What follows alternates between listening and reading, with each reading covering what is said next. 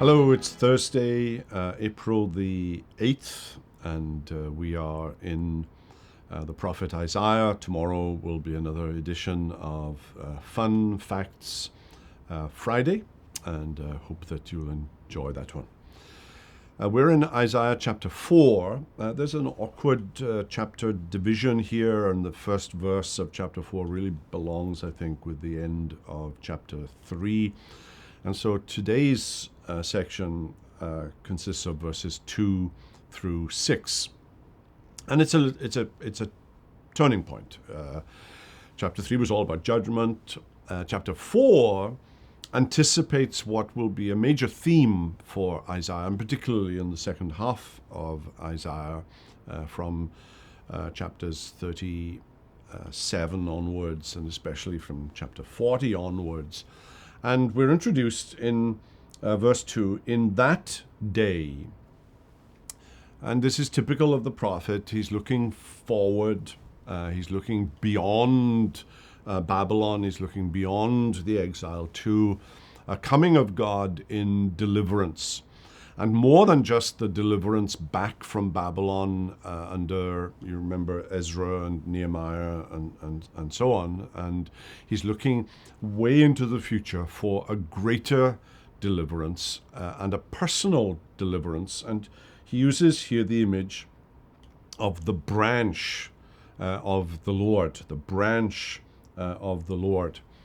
And this is, of course, a reference to Jesus. It's a messianic reference. And he's not the only prophet who uses that depiction.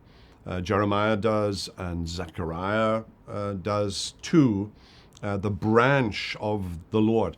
There's a trajectory, there's a storyline, and from that storyline, a branch develops. And it'll be the branch of the deliverer. He's looking 700 years into his future. And what he sees is the branch of the Lord shall be beautiful and glorious, and the fruit of the land shall be the pride and honor of the survivors of Israel. There is a remnant according to the election of grace.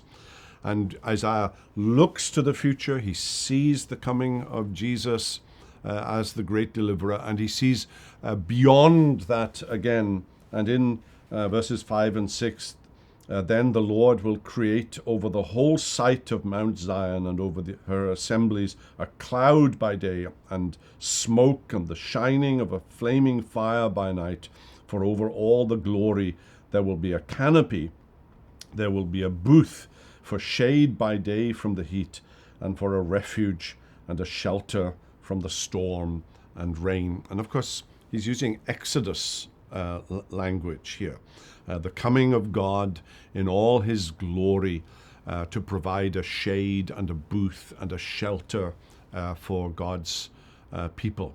There is a coming judgment, but God's people will find refuge in this branch. And it's a prophetic depiction of the coming of Jesus and the glory and triumph and shelter and shade that God's people will find by putting their faith and trust in Christ, the deliverer, the second Moses, if you like, who will bring his people to the promised land and to glory.